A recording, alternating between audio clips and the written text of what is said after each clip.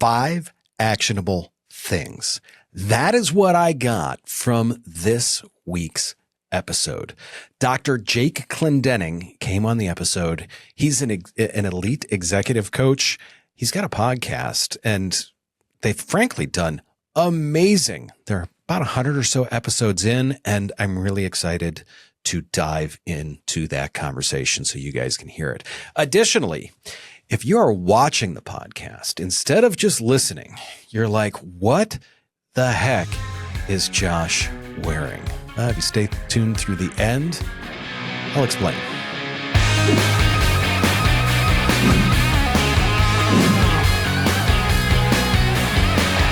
Dr. Jake Clendenning, thanks for being on the show. So you are an elite executive business strategist. And I had to say that slowly because anytime I put 2 E words back to back like that, I always stumble. So, and I didn't want to mess that one up for you on the way in.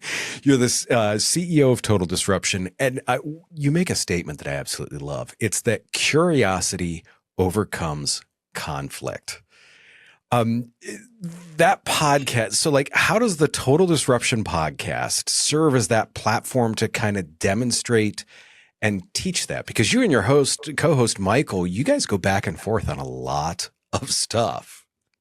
So yeah, how does the Total Disruption podcast kind of emulate that and demonstrate it to people as you're trying to move things forward? Well, the reality is it's actually remarkably easy to do. I should say simple, not easy is how I should state that. It's remarkably simple how we move that forward. So you're right. It's about being curious. And the easiest way for us to be curious is to ask questions. There's nothing wrong with asking questions. It's actually the right way to approach most things in the world if we want to actually know more about it. And we want to dig deeper into that. So in the coaching universe, there's a it's not an acronym necessarily, but there's a kind of a methodology that people talk about all the time. And it's the difference between snorkeling and scuba diving, right? Snorkeling, you're going to be up there paddling around on the top of the water and you can see the fish down there low and there's stuff, at a distance. And you understand a sense of what's going on in the water around you. But when you're scuba diving or free diving, you're going deep. You're getting all the way down there. You're getting immersive into it. And then there's more risk involved in going deep with that. That's the real power in the curiosity statement is you've got to be able to risk asking a question in such a way that you're going to get an answer you probably wouldn't have ever gotten otherwise. So that's how we do that is we always talk about going 3 deep. That's Mike and I's thing is you got to go 3 deep. You'll ask the first question and that'll get a snorkeling answer. Then you ask another question about what they responded to, and you ask another question, and you ask another question. We got to get to scuba. So that's where that curiosity piece gets to.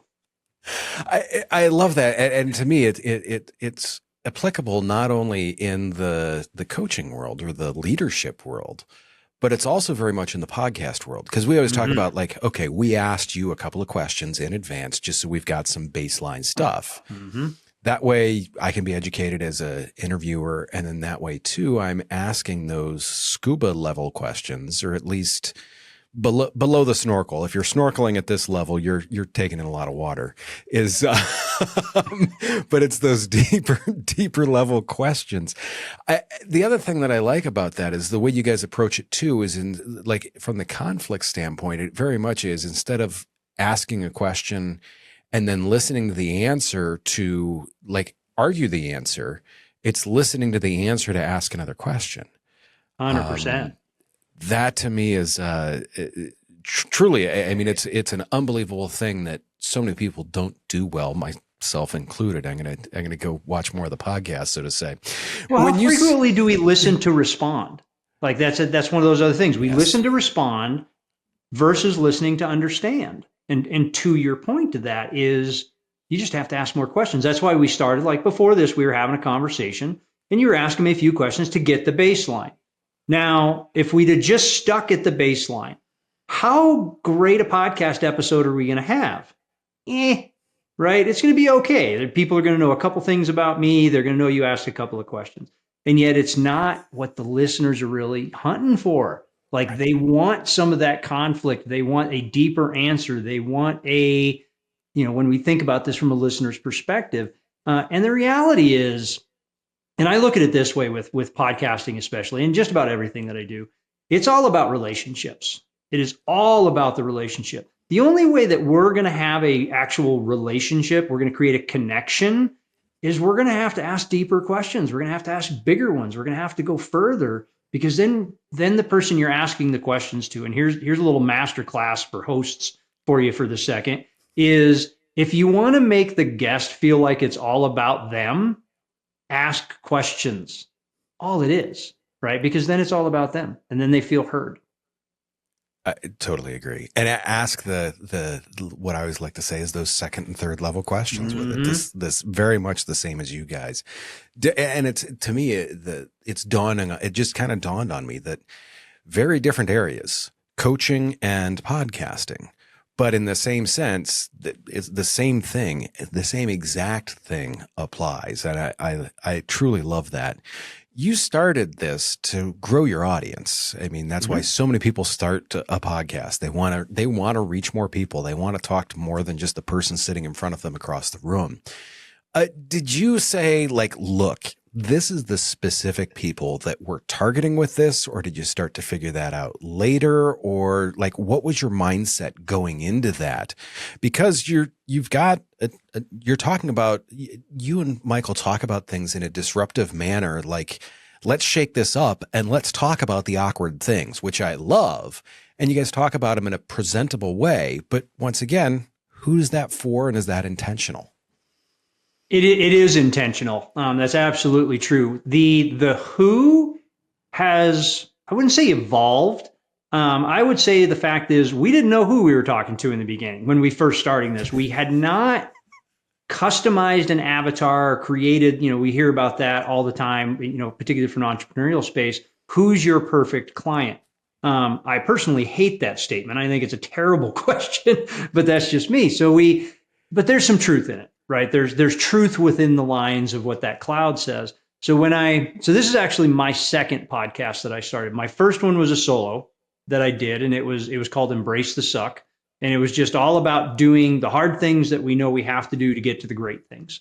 And I don't know, I think I did like 135 short form episodes that were just me talking about stuff is that I did. My viewership was pretty much like my mom is essentially what it was. Like that show was pretty much for me is what that was. I just had a message to get out, and I shared it, and there it was. So when Michael and I started Total Disruption and we marched down this road, we said, okay, we have to pick an audience this time.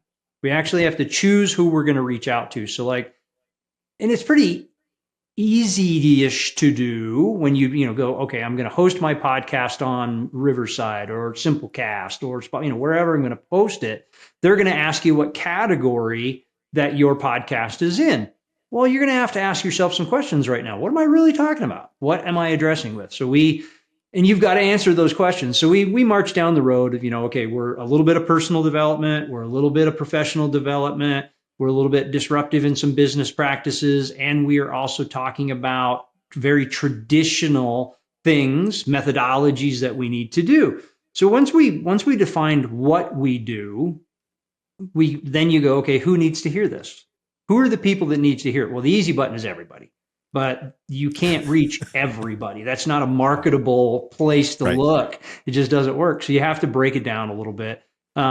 We cheated on this one a little bit, and we said, all right, let's go listen to some other podcasts.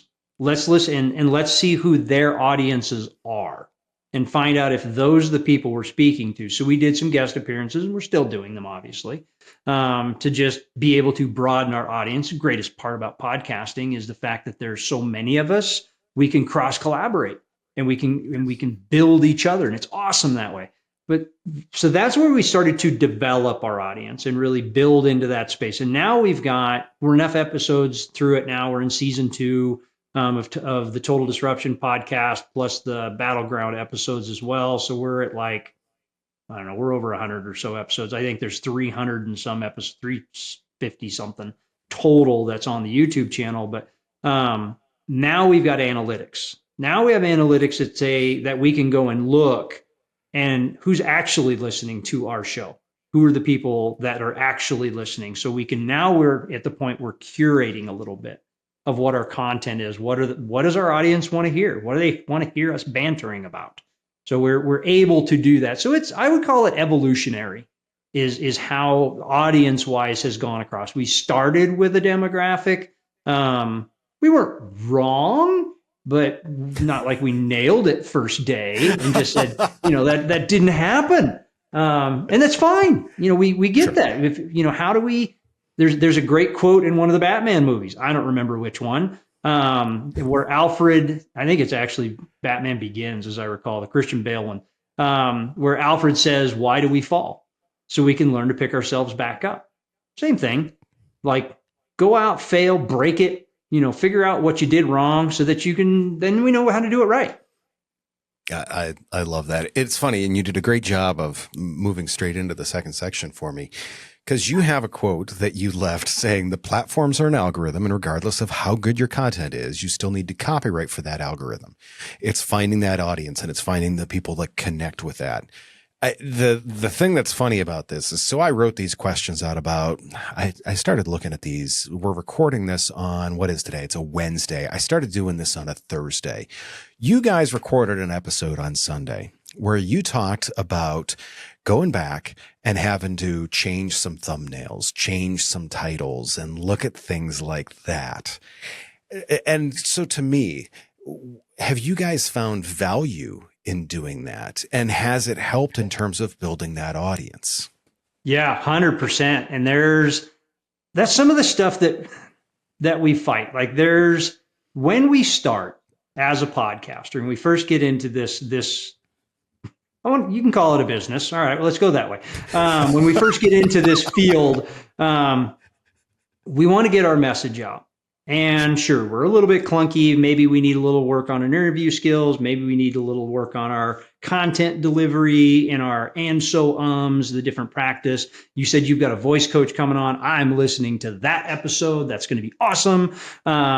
So you have to kind of curate. Well, then you got to start looking at your numbers, because when it comes down to whatever platform you're using does not matter. Right? It does not matter. I'm not going to promote one over the other, but let's play YouTube today for fun. Sure. If you're gonna march down the YouTube platform and you're gonna do video podcasting, sure, quality video, absolutely. Quality content's what everybody will tell you. Quality audio, what everybody will tell you. Those three things are great. They're not going to drive viewers. Those are not going to drive viewers. That is simply a point in space with which to start. So I initially started with rewriting and making the titles better. So I started there, and I used AI to help me a little bit with that. I reached out to some other mentors. What do you think about this? What's the audience looking for? Did some different market research to try and find out. I went back to Mr. Beast videos and different things, and like, what's the number one word that's being clicked on? What's the number one topic? And I started there, and I watched our viewership tick. Right, it moved. It wasn't a jump, but it moved. And I went, okay, that's a piece. And then I got into the content and I started rewriting the show notes and show descriptions and show summaries, which are critically important. If you hear me say anything today that you take, learn to write your show summaries for SEO and AI searchability so that the things can find you. Like, learn to write them that way. It's not that hard. Really not that difficult to be able to do it. Use AI to cheat, right? Go in there, write all the things, or pull the transcript and have it write you a summary that's SEO optimized. Works great. Yep. So then we went back to your point on the episode where we're talking about a little bit on Sunday. One of the things I've never done, I always allowed whatever platform to grab whatever cover art or whatever funky face I made, whenever you're doing it, as the thumbnail. I didn't put a lot of credibility into the thumbnail at the time. It wasn't something I paid attention to. Recently, I wrote a new program. I built a new bot, basically a new AI bot to scrub the transcript. If you guys want this, reach out to me. I'll send you the prompt for the heck of it, because it took a little doing to get there, but it's working really well now. To where AI will build me this prompt. I can go, here's the episode transcript. Here's what I want. Here's my, now I've got it built. I don't have to put all this in there, but here's my logo. Here's my colors. Here's the stuff that I want it to do. Write it for SEO optimization, write it to drive YouTube and Simplecast viewers and Apple Podcast viewers. Gave it this longer prompt. And so it builds me this cool and groovy little thumbnail that looks remarkably similar to every other thumbnail that's on YouTube that's driving a ridiculous amount of traffic. And I have watched so Sunday's episode alone with that thumbnail in the viewership in the last few days, we have seen probably a 10x on that, on our total views and downloads just in those few days by messing with the thumbnail. So it's so frequently such a simple thing to do that we just aren't doing. But back to that quote of, you have to run the algorithms. So we're both fortunate that we've got VAs, we've got leverage, we get to do a lot of things, but we don't have to do a lot of things that other people are really good at. But there was a time we were a one-man band, right? We were a one-arm wallpaper hanger. We did all the stuff and all the things, everything, and we had to touch it. You just have to decide what's most important to you, right, and do one thing after the next, and then consistency in doing it. Like, you can't put one thumbnail for 350 videos and think that you've got a data analysis range. You've got to literally go in there and go, okay, I'm going to do 100, which we did. We did 100, and all of a sudden we saw those 100 podcast episodes. Our downloads went up from, boy, I bet they easily went up 10x in a day, simply by doing the thumbnails. That's something that we've heard quite often with that. Once again, you're really good at these segues for me. Unintentional, but thank you. No, this is a big takeaway that you've had is, and I heard you say this in the last episode. I heard you say this 2 or 3 episodes ago that I was watching your guys' show.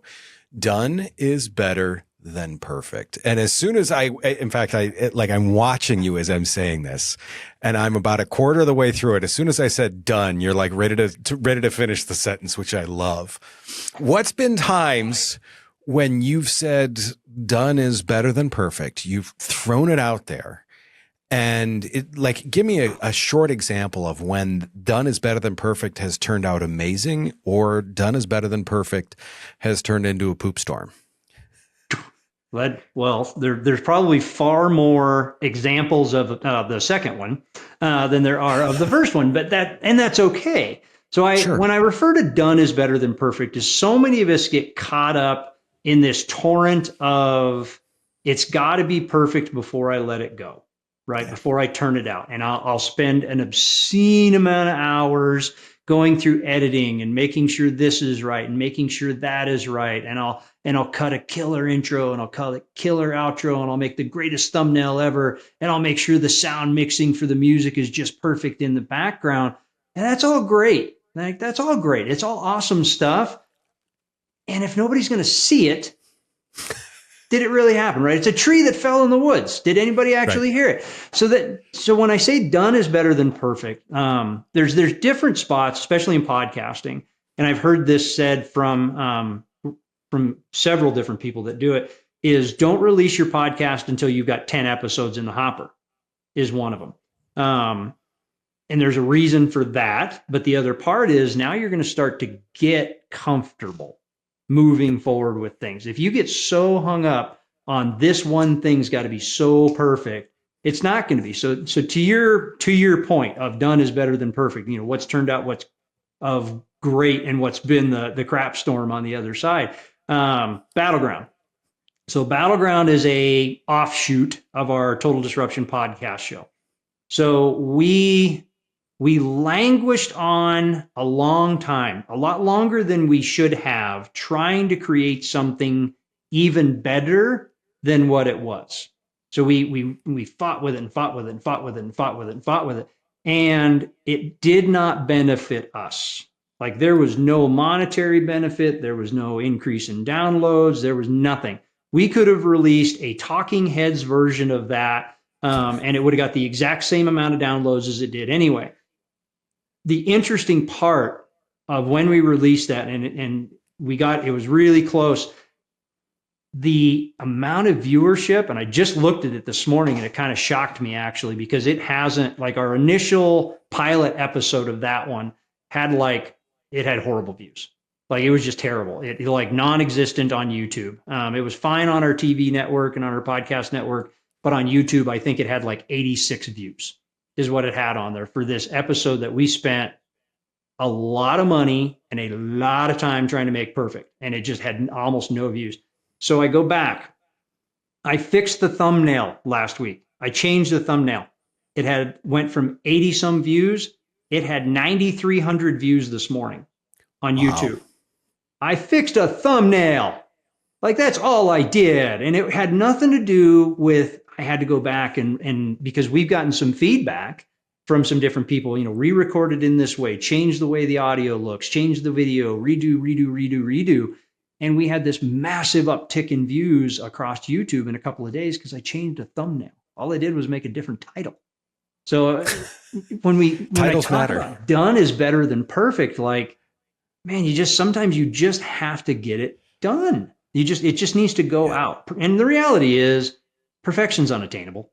Perfection is unattainable. It just can't, especially in podcasting. Oh, especially in podcasting. Yeah, can't be done.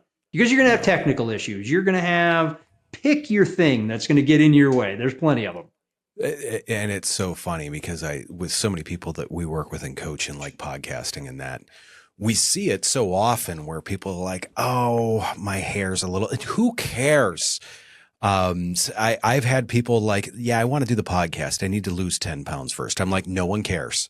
No one cares. First off, the first 10 episodes, your mom is watching. She's going to love you no matter what, even with the extra 10 pounds. She's probably okay with it. She's probably the one that put them there. So we talk about stuff like that all the time. With that, you've got the audience. You're working with the algorithms.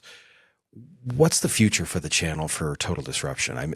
I'm curious on where you want to see this go. The future for Total Disruption, we can all say we want to be Joe Rogan, right? Sure. And I was reading a great article about Joe the other day in his startup, which if you did, you should go read that. Like, the audience should go read that one on his starting it up in the garage and just how he ran through that. He just got offered 20 or 200 million from Spotify for his podcast. So not bad. Sure, yeah, it's not bad. It's pretty good.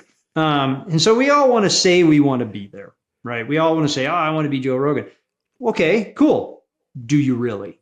Yeah. And the reality of that for our podcast, do I want to get there? No, I don't think I actually do want to be Joe Rogan in that particular space. What I want from this particular podcast, and it's starting to happen.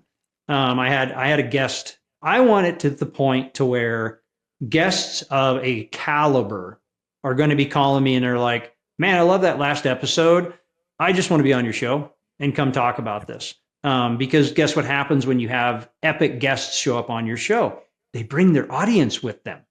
Yep. Oh, that's terrible. You're gonna bring me your 20,000 downloads per episode? Well, I suppose if you want to do that, that's where I want to get to, and it's starting to happen right now.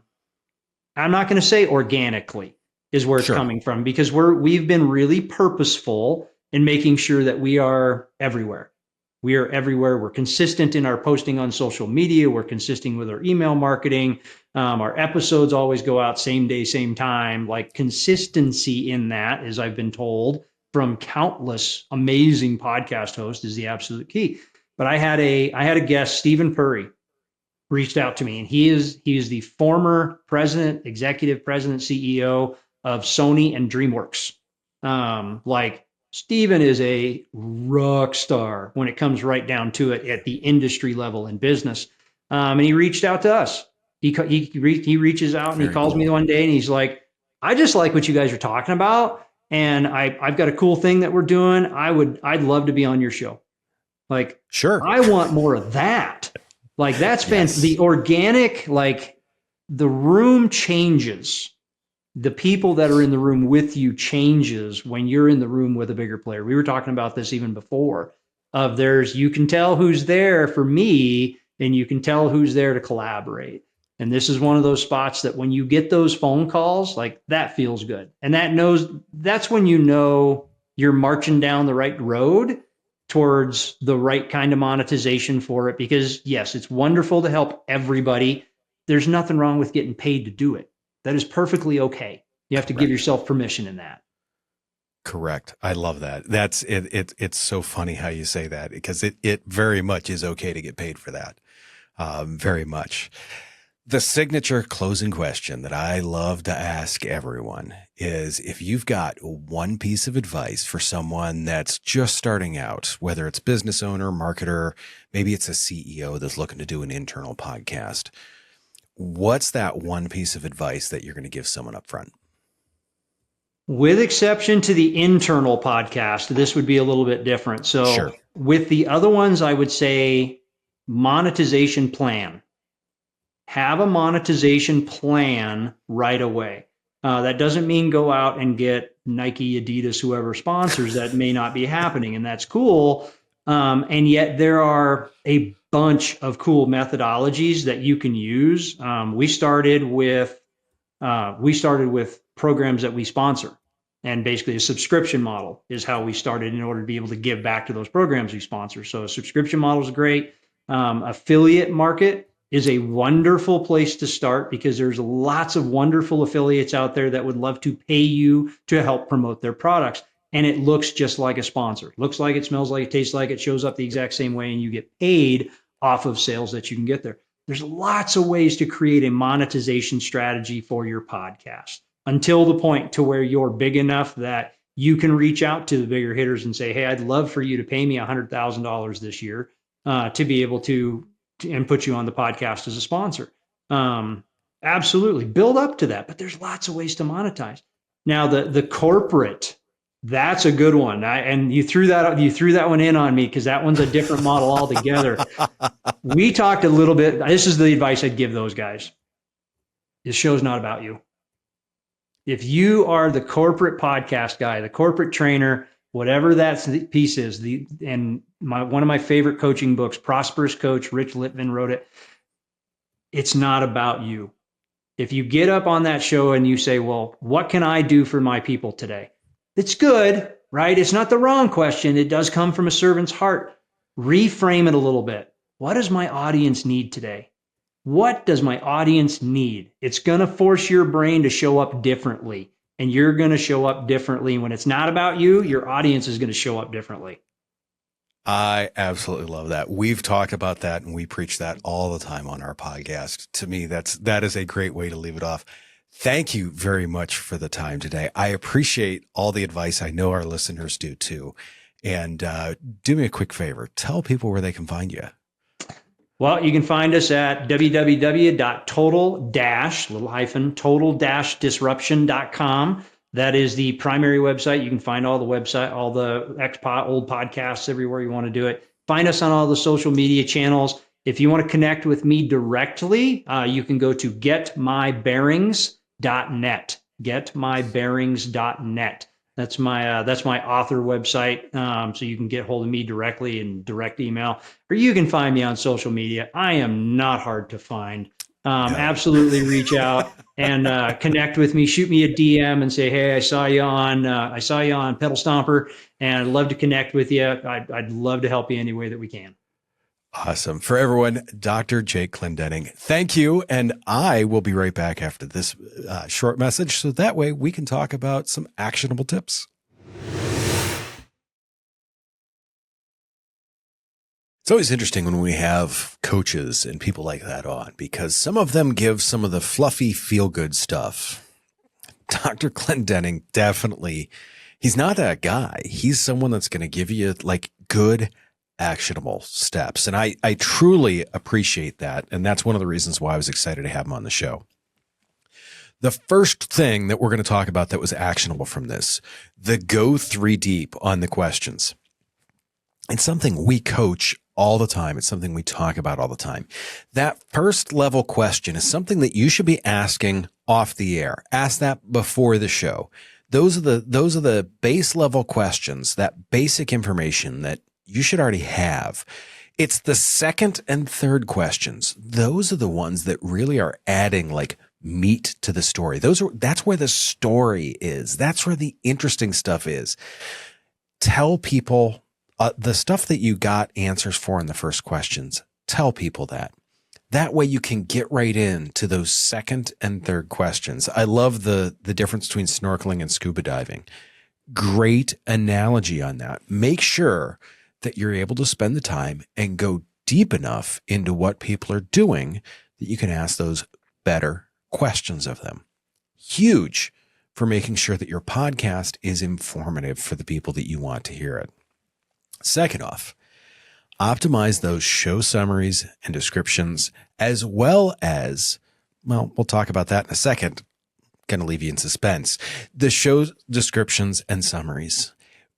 There's a constant evolution that's changing with this. And we're actually shopping for some new tools that will help us in doing this. It's making sure that you have the right words in there, the right descriptions in there. It's making sure that you are able to get found via the text that you have. Now, part of that is in the transcriptions, making sure you're saying the right things. But really, the description, that's where YouTube, that's where the podcast programs, that's where Google, that's where ChatGPT, that's where Perplexity, they are looking at those things to decide what to show. It's all about getting found in that AI search nowadays. And AI search is still an SEO type of thing. So let's make sure that you've got the right information there so that way we can push that forward for you.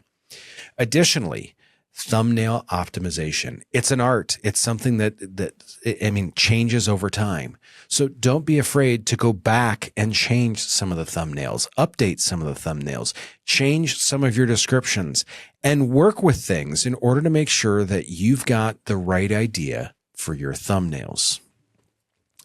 The one that I want to go, the two that I actually want to go further into, one of which is done is better than perfect.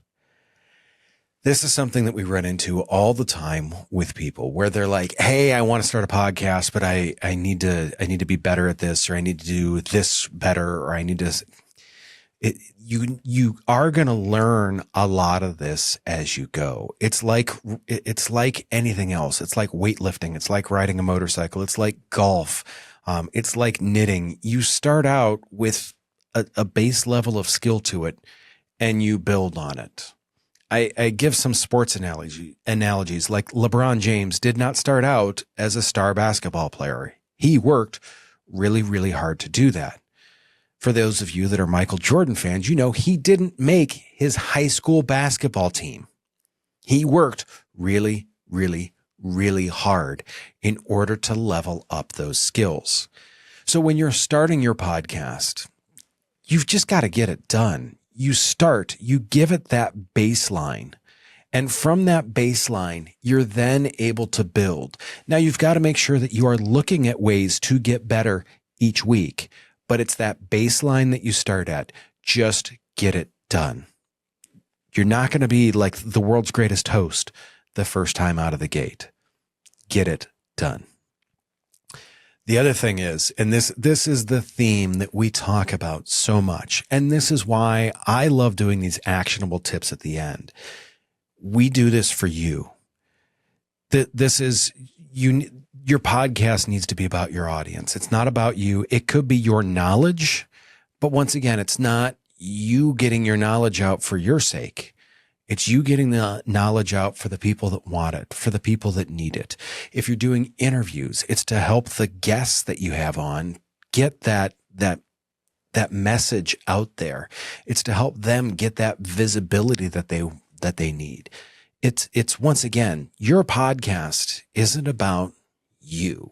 It's about your audience. It's about making sure that you are doing this in service of the people that you are trying to reach. I love when he said, "What does my audience need today?" That's huge. What does my audience need to hear today?